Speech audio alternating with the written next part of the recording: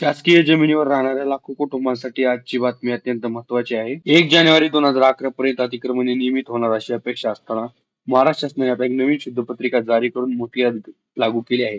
यामुळे अनेकांच्या घरांचे भविष्य ठरणार आहे.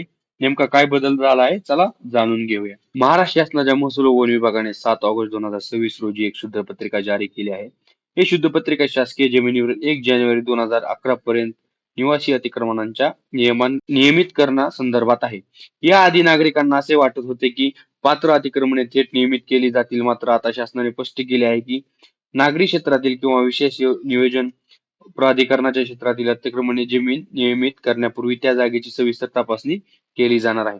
जिल्हा अधिकारी, महानगरपालिका आयुक्त आणि संबंधित प्राधिकरण प्रथम पाहतील की त्या जागेवर म्हाडा, झोपडपट्टी पुनर्वसन प्राधिकरण किंवा प्रधानमंत्री आवास योजनेअंतर्गत गृहनिर्माण प्रकल्प राबवता येऊ शकतो का?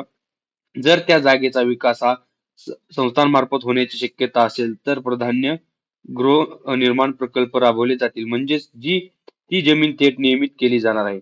आणि जर विकासाची शक्यता नसेल तर त्या अतिक्रमणाला नियमित करण्यात प्रस्ताव पुढे पाठवला जाईल.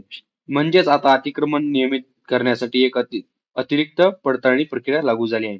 थोडक्यात सांगायचं झालं तर 2011 पर्यंतची पात्र अतिक्रमणे नियमित करण्याचा मार्ग खुला असला तरी आता प्रत्येक प्रकरणात सरकार आधी त्या जमिनीचा गृहनिर्माण प्रकल्पासाठी उपयोग होऊ शकतो का हे तपासणार आहे. या निर्णयाचा परिणाम राज्यातील हजारो अतिक्रमणधारक कुटुंबावर होऊ शकतो.